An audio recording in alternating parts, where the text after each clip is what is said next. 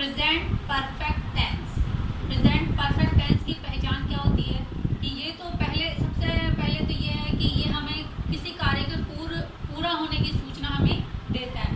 ये सेंटेंस कार्य के पूरा होने की सूचना हमें देते हैं। ऐसे सेंटेंस के लास्ट में जो हिंदी के सेंटेंस होते हैं, वाक्य होते हैं, उनके लास्ट में चुका है, चुकी है, चुके हैं, पूछा है, दिया है, देखा है आदि शब्द आते हैं या इनका भाव प्रदर्शित होता है।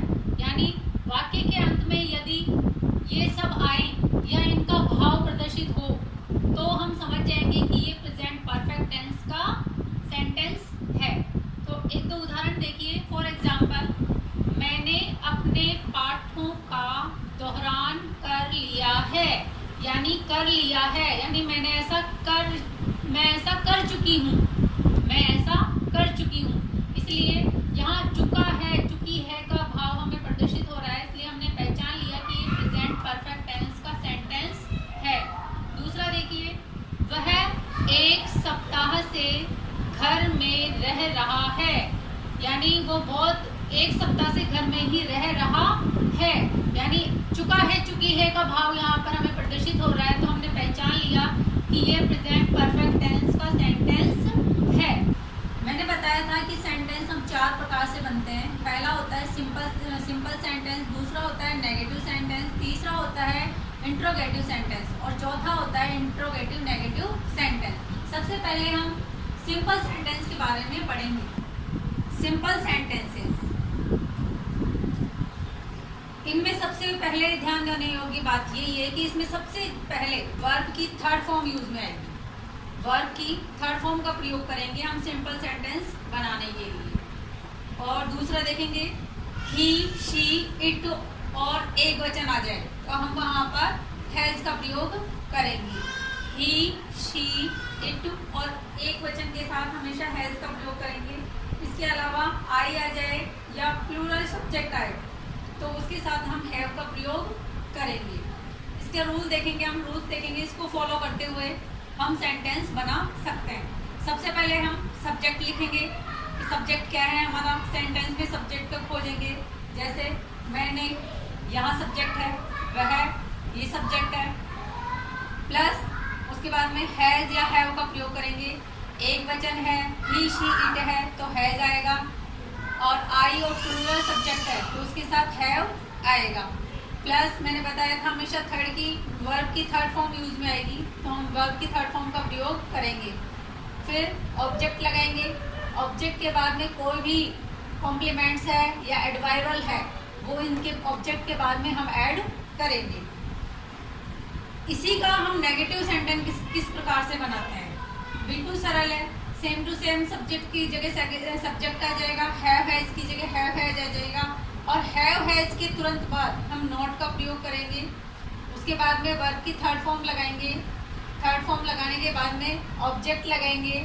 ऑब्जेक्ट के बाद में कोई भी अदर्स जो भी आते हैं, एडवाइवल या कुछ भी आता है, कॉम्प्लिकेटेड जो भी आता है वो इसके बाद में हम लगा देंगे। फॉर एग्जाम्पल देखिए, हम यह चिड़ियाघर देख चुके हैं। हम यह चिड़ियाघर देख चुके हैं। चुके हैं आया है लास्ट में, तो चुके हैं को देखकर हमने पहचान लिया कि ये प्रेजेंट परफेक्ट टेंस का सेंटेंस है। हमने देखा यहाँ पर चुके हैं लास्ट में वाक्य के अंत में आया तो हमने पहचान लिया कि यह प्रेजेंट परफेक्ट टेंस का सेंटेंस है। सबसे पहले हम इसमें सब्जेक्ट की खोज करेंगे। हम यहाँ पर सब्जेक्ट है तो हमने हम की जगह लगाया है, वी लगाया है। अब करेंगे हैज हैव का प्रयोग करेंगे तो वी के साथ क्या आएगा, हमेशा हैव का प्रयोग करेंगे। प्लूरल है वी, प्लूरल सब्जेक्ट के साथ हैव का प्रयोग करते हैं तो हमने हैव लिखा है। उसके बाद में वर्ब की थर्ड फॉर्म के रूप में सीन का प्रयोग किया है और दिस जू, लास्ट में हमने ऑब्जेक्ट लिख दिया है। इस प्रकार से ये सेंटेंस बन गया, वी हैव सीन दिस जू। ये कुछ सेंटेंसेस है, इनको पढ़ना है आपको ध्यान से और पहचान करनी है कि कौन सा टेंस है और उसके बाद में रूल्स को फॉलो करते हुए आपको ये सेंटेंसेस करने हैं। ये 4 है जिनको आपको करना है।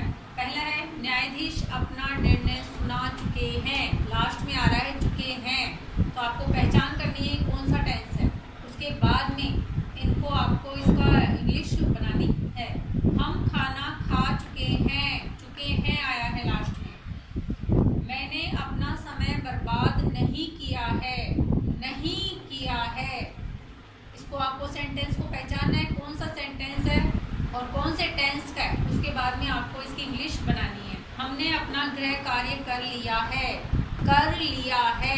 टेंस की पहचान करके आपको ये चारों वाक्यों की इंग्लिश बनानी है। अब है इंट्रोगेटिव सेंटेंस, यानी प्रश्नवाचक वाक्य, जिनके अंत में क्वेश्चनवाचक चिन्ह लगा के हम जो सेंटेंस बनाते हैं वो किस प्रकार से बनाते हैं। इसके अंदर सबसे पहले हैव हैज का प्रयोग सबसे पहले होगा, उसके बाद में सब्जेक्ट आएगा। पहले हैज हैव का प्रयोग होगा, उसके बाद में सब्जेक्ट आएगा, फिर वही वर्ब की थर्ड फॉर्म लगेगी, उसके बाद में ऑब्जेक्ट प्लस कॉम्प्लीमेंट्स और प्लस एडवर्ब, जो भी अदर्स है वो ऑब्जेक्ट के बाद में आ जाएंगे। इसी प्रकार से इसके WH वर्ड भी बनते हैं। उसके अंदर सबसे पहले WH वर्ड आएगा, फिर हैज हैव का प्रयोग होगा और उसके बाद में सब्जेक्ट आएगा। सब्जेक्ट के जस्ट बाद में वर्ब की थर्ड फॉर्म लगेगी। उसी प्रकार से ऑब्जेक्ट, फिर ऑब्जेक्ट के बाद में कॉम्प्लीमेंट्स और अदर एडवर्ब्स इसके बाद में आएंगे। फॉर एग्जाम्पल देखिए, क्या आपने एक म्यूजियम देखा है? क्या आपने एक म्यूजियम देखा है? पहले तो हमने देखा है लिखा हुआ है, तो हमने पहचान लिया कि ये प्रेजेंट परफेक्ट टेंस का सेंटेंस है। और शुरुआत में आ रहा है क्या, क्वेश्चन पूछ रहा है, इसलिए क्या शब्द हमने सबसे पहले यूज में लिया है। इधर क्वेश्चनवाचक चिन्ह लगा हुआ है, तो हम देखेंगे इसमें हैज और हैव में से क्या आएगा। तो यहाँ आएगा हैव, फिर उसके बाद में सब्जेक्ट जैसा मैंने आपको बताया था, फिर वर्ब की थर्ड फॉर्म आ जाएगी और उसके बाद में ऑब्जेक्ट आ जाएगा और लास्ट में क्वेश्चनवाचक चिन्ह आ जाएगा। इसी प्रकार से जैसे इंट्रोगेटिव सेंटेंस होता है, उसी प्रकार से इंट्रोगेटिव नेगेटिव सेंटेंस भी बनते हैं। इसमें कोई चेंज नहीं है, सिर्फ सब्जेक्ट के बाद में हमको नॉट लगा देना है। बाकी सेंटेंस एज इट इज, जैसे कि हमने इंट्रोगेटिव सेंटेंस बनाया था उसी प्रकार से बनेगा, सिर्फ सब्जेक्ट के बाद में हम नॉट लगा देंगे।